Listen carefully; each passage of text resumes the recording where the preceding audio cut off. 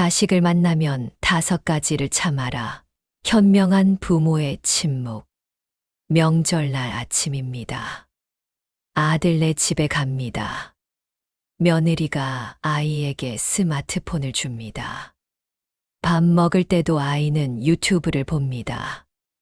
말이 나올 것 같습니다.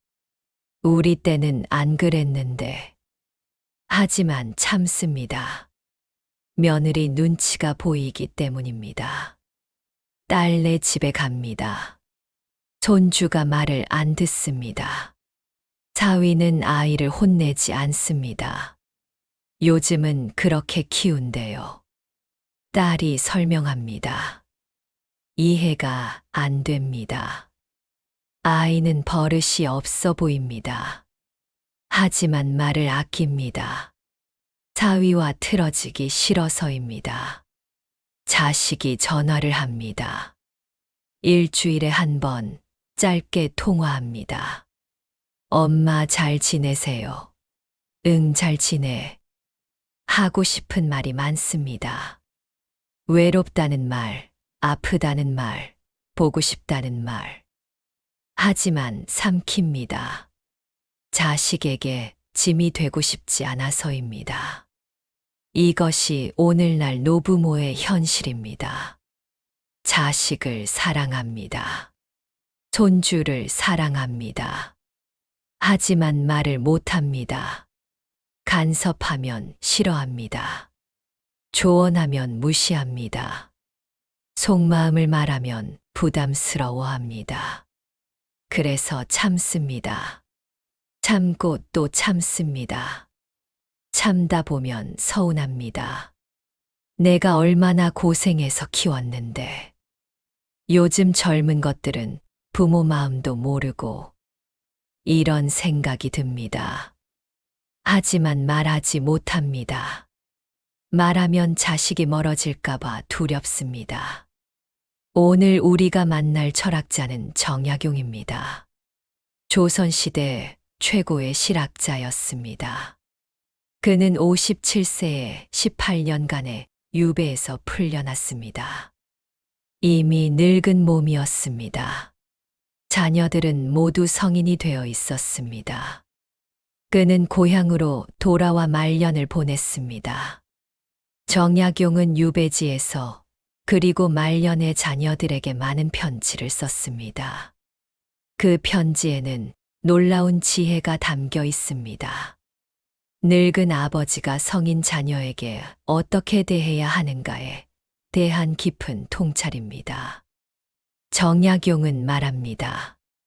늙은 부모는 자식에게 5가지를 참아야 한다고. 이상하게 들립니다. 부모인데 왜 참아야 하는지 이해합니다. 평생 키운 자식인데 하고 싶은 말을 해야 하는 것 아닌지 생각됩니다.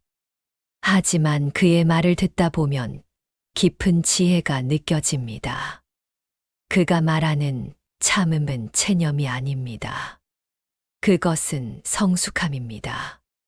자식을 진정으로 사랑하는 방법입니다. 정약용이 말한 5가지는 이렇습니다.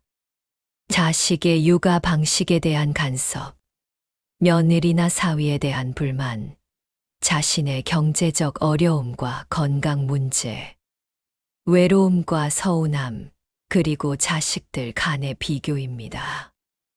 왜 이것들을 참아야 하는지 생각해 봅니다. 왜 사랑하는 자식에게 이런 침묵이 필요한지 이해해야 합니다. 이것은 단순한 참을성이 아닙니다. 이것은 지혜입니다. 늙은 부모의 품격입니다. 젊은 부모는 자녀를 키웁니다. 하지만 늙은 부모는 자식을 놓아줍니다. 이것이 인생의 단계입니다. 키우는 것도 어렵지만 놓아주는 것은 더 어렵습니다. 그 어려운 길을 정약용이 보여줍니다. 정약용은 특별한 경험을 했습니다. 18년간 유배 생활을 했습니다. 그 시간 동안 자녀들을 직접 볼 수 없었습니다. 멀리서 편지로만 소통했습니다. 이것이 그에게 깊은 깨달음을 주었습니다. 자녀와 떨어져 있으면서 그는 알았습니다. 부모가 곁에 없어도 자녀는 자랍니다. 부모의 간섭이 없어도 자녀는 자기 길을 찾습니다. 오히려 부모가 놓아줄 때 자녀는 더 잘 자랍니다. 이것이 정약용 철학의 핵심입니다. 자식은 부모의 소유가 아니다라는 것입니다. 자식도 독립적인 인생을 사는 존재입니다. 자기 가정이 있고, 자기 방식이 있고, 자기 가치관이 있습니다. 정약용은 이렇게 말했습니다. 자식이 철들면 부모는 물러나야 한다. 이 말의 의미를 생각해 봅니다. 자식이 어릴 때는 부모가 이끌어야 합니다. 하지만 성인이 되면 달라집니다. 이제는 자식이 자기 인생의 주인입니다. 부모는 조력자로 물러나야 합니다. 하지만 이것이 쉽지 않습니다. 평생 키운 자식입니다. 부모는 자식을 잘 압니다. 자식의 단점도 압니다. 그래서 계속 걱정됩니다. 계속 조언하고 싶습니다. 계속 바로잡아주고 싶습니다. 정약용은 이런 마음을 이해했습니다. 그 자신도 그랬기 때문입니다. 하지만 그는 깨달았습니다. 부모의 과도한 개입이 오히려 자식을 해친다는 것을. 예를 들어봅니다. 아들이 장사를 합니다. 잘 안 됩니다. 아버지는 걱정됩니다. 그렇게 하면 안 돼. 이렇게 해야 돼. 계속 조언합니다. 아들은 어떻게 느낄까 생각해 봅니다. 자신이 무능하다고 느낍니다. 아버지가 자신을 믿지 않는다고 느낍니다. 반대로 생각해 봅니다. 아버지가 조용히 지켜봅니다. 내가 알아서 잘하겠지. 믿음을 보입니다.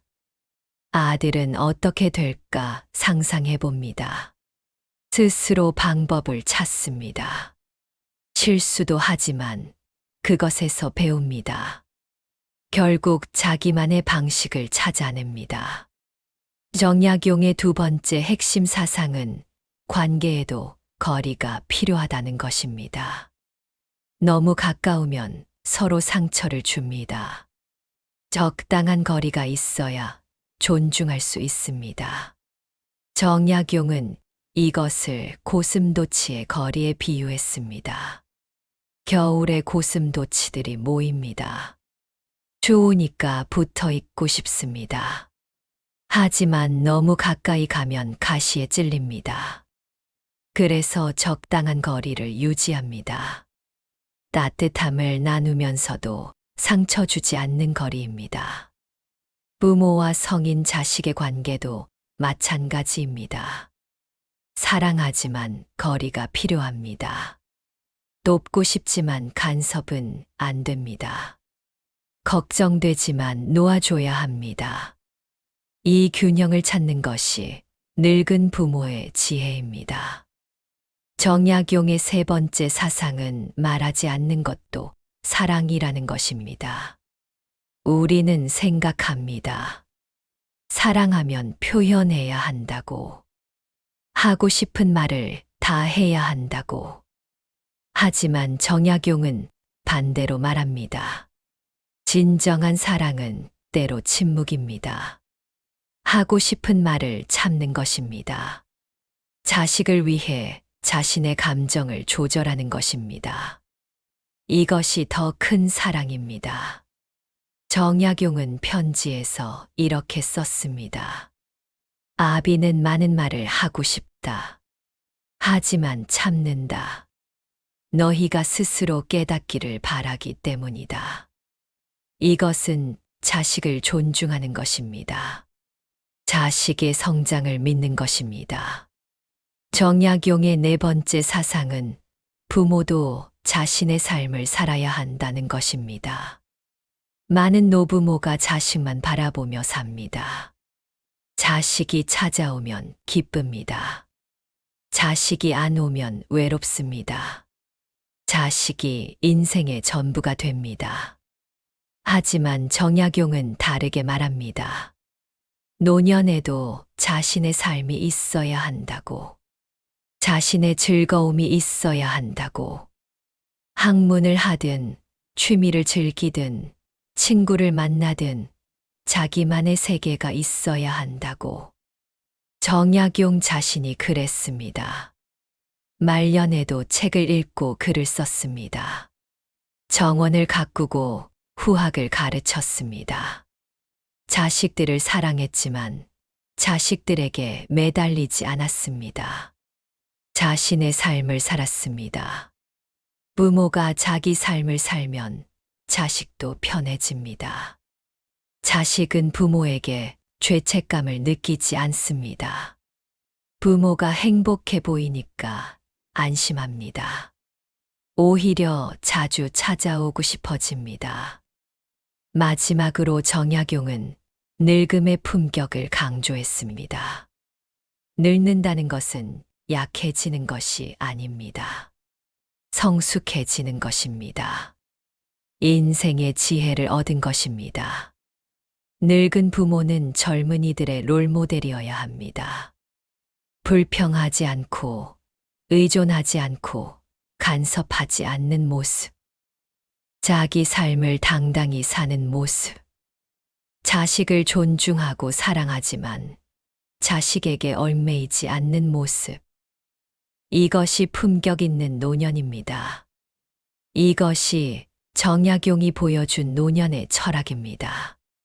자식을 놓아주되 사랑하고, 거리를 두되 가까이 하고, 침묵하되, 함께하고, 자기 삶을 살되 가족을 소중히 하는 것.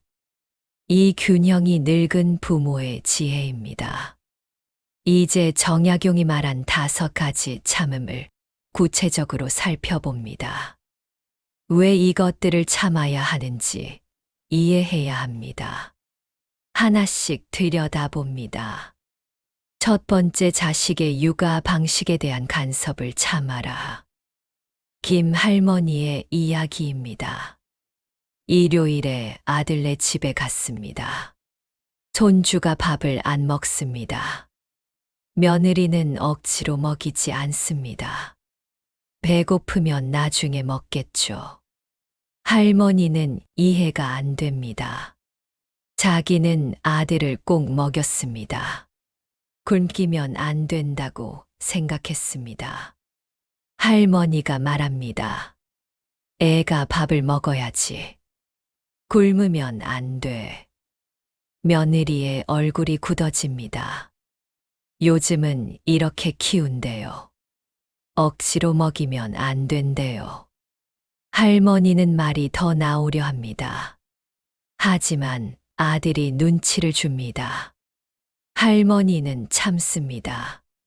집에 돌아와서 속이 상합니다. 내가 키워봐서 아는데 저렇게 하면 안 되는데 걱정이 됩니다. 하지만 다음에 가서도 말을 못합니다. 며느리가 싫어할까 봐입니다. 이것이 많은 노부모의 현실입니다. 손주 교육 방식이 이해 안 됩니다. 자기 때와 너무 다릅니다. 스마트폰을 줍니다. 혼내지 않습니다. 아이 말을 다 들어줍니다. 이런 것들이 다 이상해 보입니다. 하지만 정약용은 말합니다. 이것을 참아야 한다고. 왜일까 생각해 봅니다. 첫째, 시대가 다릅니다. 정약용도 알았습니다. 자기 세대의 방식과 자식 세대의 방식이 다르다는 것을. 조선 초기와 후기의 교육 방식이 달랐습니다. 그것이 자연스러운 변화라고 받아들였습니다. 우리 시대도 마찬가지입니다. 우리가 자식을 키운 방식이 옳았습니다. 그 시대에는. 하지만 지금은 다른 시대입니다. 지금 부모들은 지금 시대에 맞는 방식으로 키웁니다. 그것을 인정해야 합니다. 둘째, 육아는 부모의 권리입니다. 손주는 사랑스럽습니다. 하지만 손주를 키우는 것은 그 부모의 책임이고 권리입니다. 조부모는 조언할 수 있습니다. 하지만 결정권은 없습니다. 정약용은 이것을 명확히 했습니다. 손주는 아들의 자녀다. 내 자녀가 아니다. 이 거리감을 유지해야 합니다. 사랑하되 간섭하지 않는 거리입니다. 셋째, 간섭하면 관계가 나빠집니다. 할머니가 육아에 간섭하면 며느리는 불편합니다. 할아버지가 조언하면 사위는 무시당한 느낌입니다. 결국 자식들이 집에 덜 오게 됩니다. 손주를 더 못 보게 됩니다. 이것이 간섭의 역설입니다. 손주를 잘 키우고 싶어서 간섭합니다. 하지만 간섭하면 손주를 더 못 봅니다. 참고 지켜보면 자식들이 편하게 찾아옵니다. 손주를 더 자주 볼 수 있습니다. 두 번째, 며느리나 사위에 대한 불만을 참아라. 박 할아버지의 이야기입니다. 딸이 결혼했습니다. 사위가 마음에 안 듭니다. 말이 없습니다. 인사성이 부족해 보입니다. 명절에 와서도 방에만 있습니다.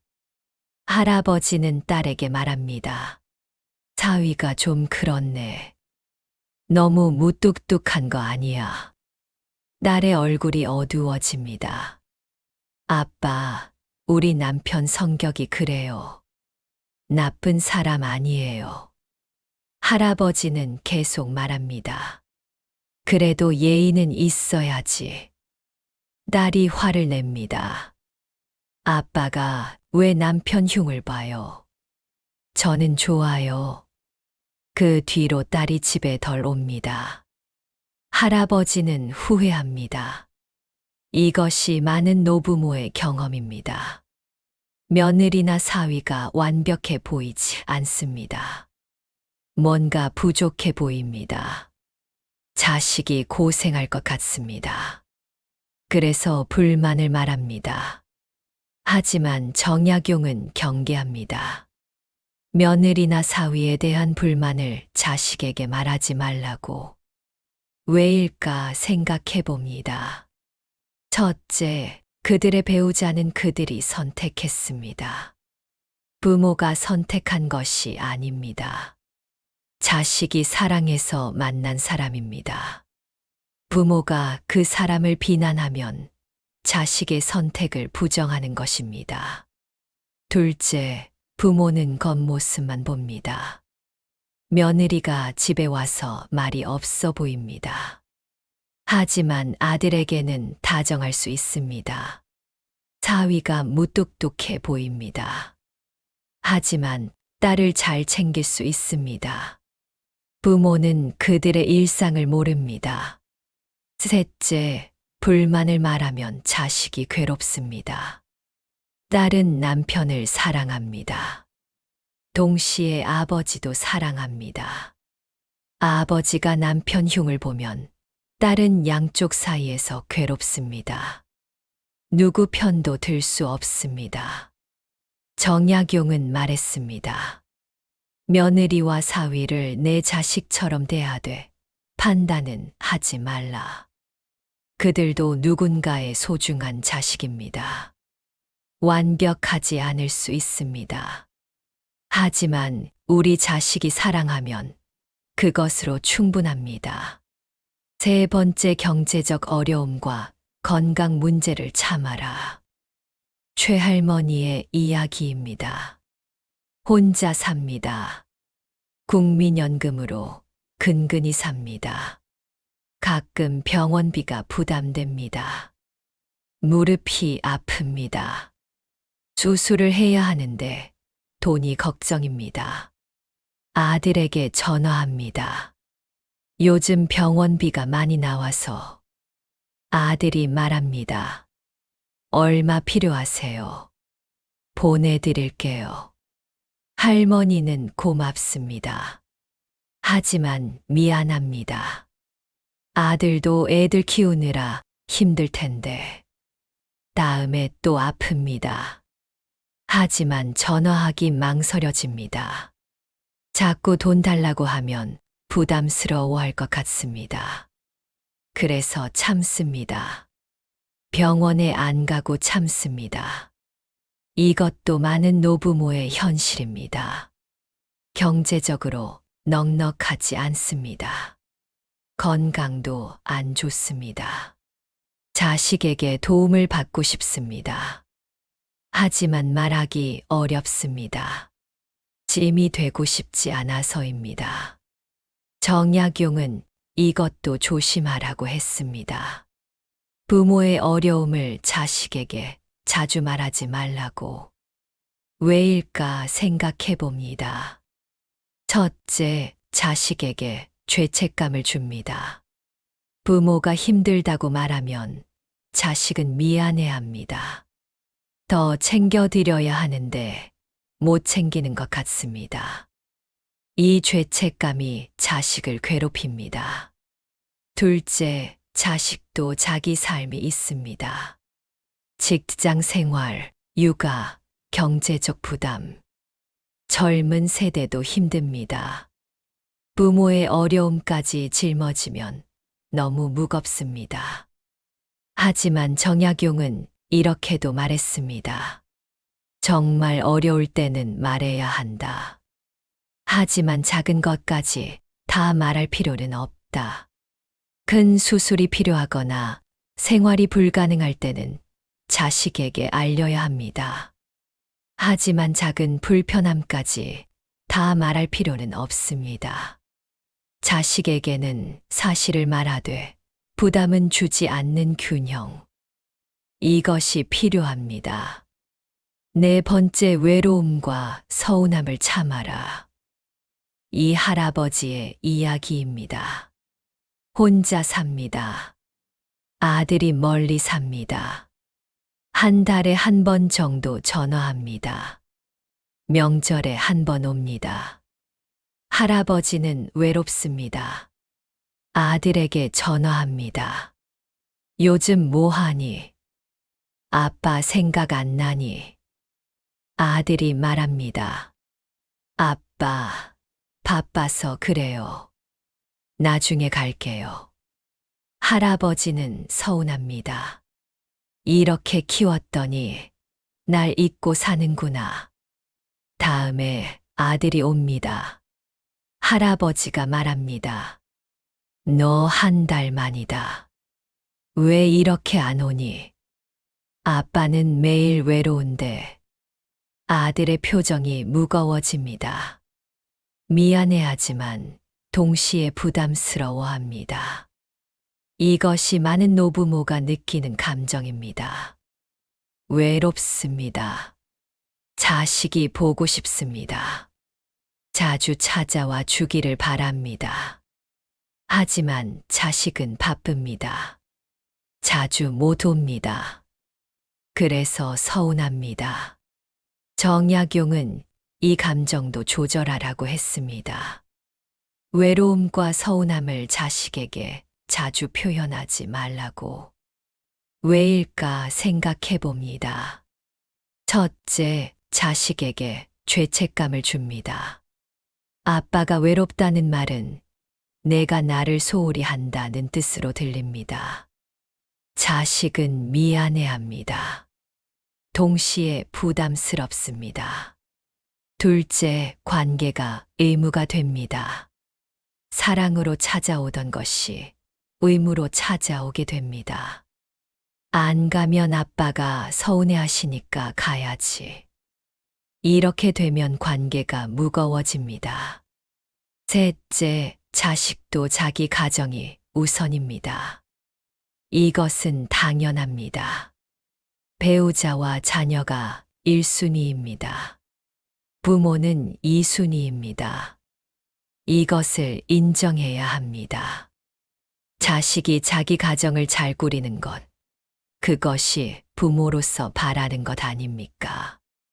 정약용은 자식에게 이렇게 썼습니다. 아비는 외롭지 않다. 내가 잘 지내는 것을 알기에 마음이 편하다. 이것이 성숙한 부모의 태도입니다. 다섯 번째, 자식들 간의 비교를 참아라. 한 할머니에게 세 자녀가 있습니다. 큰딸은 자주 옵니다. 잘 챙깁니다. 아들은 바쁩니다. 가끔 옵니다. 작은 딸은 멀리 삽니다. 거의 안 옵니다. 큰딸이 왔을 때 할머니가 말합니다. 너는 효자다. 오빠는 바쁘다고 안 오고, 동생은 멀다고 안 오고, 너만 잘해. 큰딸은 처음엔 기분이 좋습니다. 하지만 점점 부담스러워집니다. 명절에 다 모입니다. 할머니가 아들에게 말합니다. 누나 좀 봐라. 얼마나 자주 오는데. 너는 바로 옆 동네 사는데 왜 안 오니? 아들은 기분이 상합니다. 자식들 사이가 어색해집니다. 이것도 흔한 일입니다. 자식마다 효도하는 방식이 다릅니다. 자주 오는 자식, 돈을 보내는 자식, 전화로 안부를 묻는 자식. 다 다릅니다. 하지만 부모는 비교합니다.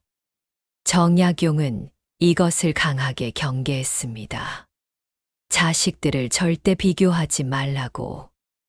왜일까 생각해 봅니다. 첫째, 모든 자식이 나름대로 사랑합니다. 자주 못 와도 마음으로는 걱정합니다. 바빠서 못 오는 것이지 안 오려는 것이 아닙니다. 각자 사정이 있습니다. 둘째, 비교는 형제 관계를 해칩니다. 엄마가 누나만 좋아하신대. 엄마가 오빠는 안 챙긴다고 하시던데. 이런 말들이 형제 사이를 갈라놓습니다. 셋째, 잘하는 자식에게도 부담입니다. 나만 잘해야 해. 나만 챙겨야 해. 의무감이 생깁니다. 사랑으로 하던 것이 부담이 됩니다. 정약용은 자식들에게 각각 편지를 썼습니다. 한 자식에게는 내가 자주 와줘서 고맙다. 다른 자식에게는 내가 바빠도 아비를 생각해줘서 고맙다. 각자를 인정했습니다. 비교하지 않았습니다. 이 5가지가 늙은 부모가 참아야 할 것들입니다. 자식의 육아 방식, 며느리와 사위에 대한 불만, 자신의 어려움, 외로움과 서운함, 자식 간 비교. 이것들을 참는 것이 지혜로운 노년입니다. 그렇다면 어떻게 참을 수 있을까 생각해 봅니다.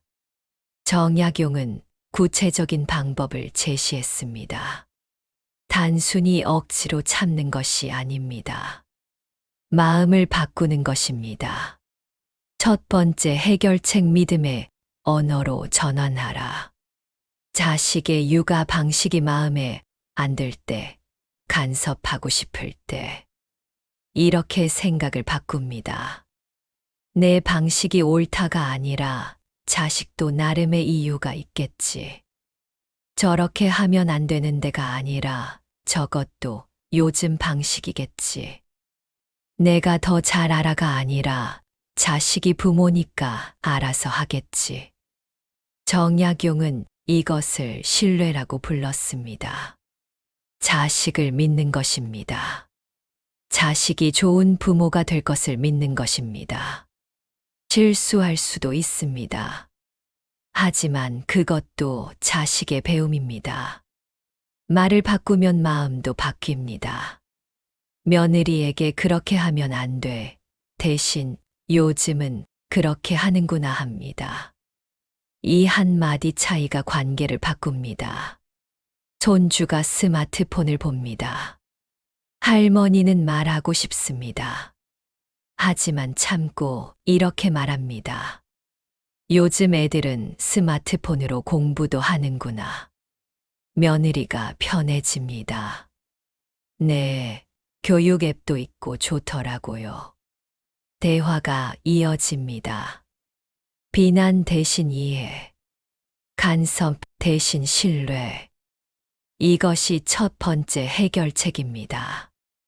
두 번째 해결책 며느리와 사위의 장점을 찾아라. 며느리나 사위가 마음에 안 들 때가 있습니다.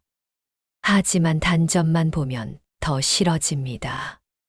장점을 찾으려고 노력해야 합니다. 정약용은 사람을 볼 때 좋은 점을 먼저 찾았습니다. 저 사람은 말은 없지만 성실하다. 저 사람은 무뚝뚝하지만 책임감이 있다. 이렇게 보면 사람이 다르게 보입니다. 며느리를 봅니다. 말이 없어 보입니다. 하지만 다시 봅니다. 아이를 정성스럽게 키웁니다. 집도 깨끗이 합니다. 이런 장점을 찾습니다. 사위를 봅니다. 명절에 와도 말이 없습니다. 하지만 다시 봅니다. 딸이 행복해 보입니다. 딸 얘기를 할 때 자랑스러워합니다. 나를 잘 사랑하는구나. 이렇게 봅니다. 장점을 찾으면 마음이 편해집니다. 그리고 그 장점을 칭찬합니다. 며느리, 아이를 정말 잘 키우네. 사위, 우리 딸 잘 챙겨줘서 고맙네. 이런 칭찬이 관계를 좋게 만듭니다. 정약용은 말했습니다. 사람은 칭찬을 먹고 자란다. 며느리와 사위도 마찬가지입니다. 칭찬하면 더 잘하고 싶어집니다. 시부모를 더 편하게 대합니다. 세 번째 해결책 독립적인 삶을 구축하라. 경제적 어려움과 건강 문제. 이것을 자식에게 자주 말하지 않으려면 어떻게 해야 할까 생각합니다. 가능한 한 스스로 해결하는 것입니다. 정약용은 말년에도 스스로를 돌봤습니다. 텃밭을 갖고 채소를 키웠습니다. 건강 관리를 했습니다. 자식에게 의존하지 않으려 노력했습니다. 물론 한계가 있습니다. 나이가 들면 도움이 필요합니다. 하지만 작은 것부터 스스로 하려고 노력합니다. 경제적으로 가능하면 정리합니다. 필요 없는 지출을 줄입니다. 노인복지 제도를 알아봅니다. 자식에게 손 벌리는 횟수를 최소화합니다. 건강도 스스로 관리합니다. 규칙적으로 운동합니다. 식사를 챙겨 먹습니다. 정기 검진을 받습니다. 작은 병은 스스로 관리합니다. 물론 큰 일이 있을 때는 자식에게 말해야 합니다. 큰 수술, 긴 입원. 이런 것은 자식이 알아야 합니다. 하지만 작은 감기, 가벼운 통증. 이런 것까지 다 말할 필요는 없습니다. 독립적으로 살수록 자식과의 관계가 좋아집니다. 자식은 부모가 건강하게 잘 지내시는 것을 보고 안심합니다. 오히려 더 자주 찾아오고 싶어집니다. 네 번째 해결책 자기만의 세계를 만들어라. 외로움과 서운함을 이기는 최선의 방법. 그것은 자기 삶을 충실히 사는 것입니다. 정약용은 말년에 바빴습니다. 책을 읽고 글을 썼습니다. 구학을 가르쳤습니다. 정원을 가꿨습니다. 친구들과 만났습니다. 자식을 기다리며 하루를 보내지 않았습니다. 우리도 그래야 합니다. 노년에도 할 일이 있어야 합니다. 취미를 갖습니다. 독서, 서예, 등산, 사진, 무엇이든 좋습니다. 하루를 채울 활동이 있어야 합니다. 친구를 만납니다. 같은 또래 친구들과 시간을 보냅니다. 수다도 떨고 같이 밥도 먹고 여행도 갑니다. 자식이 아닌 다른 관계가 있어야 합니다. 봉사활동을 합니다. 아직 건강하면 남을 도울 수 있습니다. 복지관에서, 교회에서, 동네에서 작은 봉사라도 합니다. 누군가에게 도움이 된다는 느낌이 보람을 줍니다. 공부를 합니다. 노인대학, 문화센터. 배울 것이 많습니다. 스마트폰 사용법, 외국어, 역사. 새로운 것을 배우면 뇌도 젊어집니다. 이렇게 자기 세계가 있으면 외롭지 않습니다. 자식이 안 와도 할 일이 있습니다. 기다리지 않습니다. 그러면 자식이 왔을 때 더 반갑습니다. 더 좋은 시간을 보낼 수 있습니다. 자식에게 이렇게 말할 수 있습니다. 나는 잘 지내고 있어. 바쁘면 무리해서 오지 마. 시간 될 때 와. 이 말이 진심이 됩니다. 자식은 그것을 느낍니다. 부담이 줄어듭니다. 5번째 해결책, 각 자식의 방식을 존중하라. 자식들을 비교하지 않는 방법. 그것은 각자의 사랑 표현 방식을 인정하는 것입니다. 정약용은 자식들이 각자 다르다는 것을 알았습니다. 한 자식은 자주 왔습니다. 한 자식은 편지를 자주 썼습니다. 한 자식은 멀리서 돈을 보냈습니다. 다 다른 방식이었지만 다 사랑이었습니다. 큰딸은 자주 옵니다.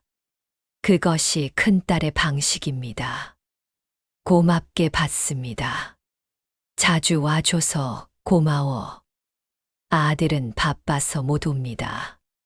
하지만 명절마다 옵니다. 그것이 아들의 방식입니다. 그것도 고맙게 받습니다. 바쁜데 명절마다 와줘서 고마워. 작은 딸은 멀리 삽니다. 자주 못 옵니다. 하지만 일주일마다 전화합니다. 그것이 작은 딸의 방식입니다. 그것도 고맙게 받습니다. 전화해줘서 고마워. 비교하지 않습니다. 큰딸은 자주 오는데 너는 왜 안 와? 이런 말을 하지 않습니다. 대신 각자에게 감사를 표현합니다. 자식들에게 평등하게 대합니다. 자주 오는 자식에게만 용돈을 주지 않습니다. 모든 자식을 똑같이 사랑합니다. 그러면 자식들도 서로를 이해합니다. 형제들끼리 연락하도록 합니다. 큰딸아, 동생이 요즘 바쁜가 봐. 내가 동생 걱정 좀 해줘. 이렇게 하면 형제들이 서로 챙깁니다. 부모에게만 의존하지 않습니다. 이 5가지 해결책을 실천하면 참는 것이 덜 힘들어집니다. 억지로 참는 것이 아니라 마음이 바뀌어서 자연스럽게 참게 됩니다. 이것이 진정한 지혜입니다. 이제 구체적인 실천 방법을 알아봅니다. 오늘부터 할 수 있는 것들입니다. 만날 때마다 칭찬 한마디. 자식이나 손주를 만날 때 간섭하고 싶은 마음이 듭니다. 하지만 참습니다. 대신 칭찬을 합니다. 며느리에게 손주를 참 잘 키우네. 건강하게 크는구나. 사위에게 우리 딸 잘 챙겨줘서 고맙네. 자식에게 너 많이 성숙해졌다. 가정 잘 꾸리는구나. 이런 칭찬이 관계를 부드럽게 만듭니다. 자식들이 부모를 편하게 느낍니다. 더 자주 찾아오고 싶어집니다. 주간 습관 감사 일기. 일주일에 한 번 감사한 것을 적어봅니다. 공책에 써도 좋고 마음속으로 생각해도 좋습니다. 큰딸이 이번 주에 왔다. 고맙다. 아들이 전화했다. 고맙다. 건강하게 살 수 있어 고맙다. 이렇게 감사를 세면 마음이 풍요로워집니다. 서운함이 줄어듭니다. 가진 것에 집중하게 됩니다. 월간 계획, 나만의 활동. 한 달에 한 번 자기만의 활동을 계획합니다. 친구들과 여행을 가거나 문화센터 수업을 듣거나 새로운 취미를 시작합니다. 자식에게 의존하지 않는 시간을 만듭니다. 자기 즐거움을 찾습니다. 그러면 자식이 안 와도 외롭지 않습니다. 대화할 때 긍정의 프레이. 자식과 통화할 때 불평하지 않습니다. 어렵거나 힘든 일이 있어도 긍정적으로 말합니다. 요즘 어떠세요? 물으면 잘 지내. 요즘 친구들 만나서 재미있어. 이렇게 답합니다. 몸은 괜찮으세요? 물으면 응, 운동도 하고 건강해. 이렇게 답합니다. 물론 큰 일이 있으면 말해야 합니다. 하지만 작은 것까지 다 말할 필요는 없습니다. 긍정적인 대화가 자식을 편하게 합니다. 명절이나 모임에서 비교하지 않기. 자식들이 다 모였을 때 비교하는 말을 조심합니다. 한 자식을 칭찬하면서 다른 자식을 비난하지 않습니다. 큰딸아 자주 와줘서 고마워. 여기서 끝냅니다. 오빠는 왜 안 오니?를 추가하지 않습니다. 각 자식에게 똑같이 관심을 보입니다. 자주 오는 자식에게만 집중하지 않습니다. 못 오는 자식도 똑같이 사랑한다는 것을 보여줍니다. 자기 돌봄 건강과 경제 관리, 스스로를 잘 돌봅니다. 건강검진을 받습니다. 규칙적으로 운동합니다. 약을 챙겨 먹습니다. 경제적으로 계획을 세웁니다. 불필요한 지출을 줄입니다. 노후 자금을 관리합니다. 자식에게 의존을 최소화합니다. 스스로를 잘 돌보는 것, 그것이 자식에게 주는 최고의 선물입니다. 자식은 부모가 건강하고 독립적으로 사시는 것을 보며 안심합니다. 늙는다는 것은 약해지는 것이 아닙니다. 성숙해지는 것입니다. 인생의 지혜를 얻는 것입니다. 젊었을 때 우리는 자식을 키웠습니다. 모든 것을 주었습니다. 시간, 돈, 사랑, 아낌없이 주었습니다. 그것이 부모의 역할이었습니다. 이제는 다른 단계입니다. 이제는 놓아줄 때입니다. 자식이 자기 인생을 살도록 해야 합니다. 간섭하지 않고, 의존하지 않고, 비교하지 않아야 합니다. 이것이 쉽지 않습니다. 평생 키운 자식입니다. 걱정됩니다. 챙기고 싶습니다. 하지만 참아야 합니다. 그것이 진정한 사랑입니다. 정약용이 말한 5가지 참음. 육아 방식 간섭, 며느리와 사위 불만, 자신의 어려움, 외로움과 서운함, 자식 간 비교. 이것들을 참는 것이 늙은 부모의 품격입니다. 이렇게 살면 자식과의 관계가 좋아집니다. 자식들이 편하게 찾아옵니다.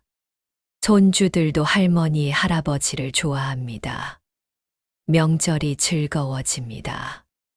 무엇보다 자신이 편해집니다. 자식에게 미안하지 않습니다. 자식에게 짐이 되지 않습니다. 당당하게 자기 인생을 삽니다. 오늘부터 시작해 봅니다. 완벽할 필요는 없습니다. 한 번에 하나씩 실천합니다. 오늘은 칭찬을 해봅니다. 내일은 불평을 참아봅니다. 모레는 감사를 표현해봅니다. 작은 변화가 큰 변화를 만듭니다. 당신의 작은 노력이 가족 관계를 바꿀 것입니다. 자식들이 당신을 존경할 것입니다. 훗날 자식들이 이렇게 말할 것입니다. 우리 부모님은 품격이 있으셨어. 우리를 존중하셨어. 이것이 정약용이 전하는 지혜입니다. 늙은 부모의 침묵, 그것은 사랑의 다른 이름입니다.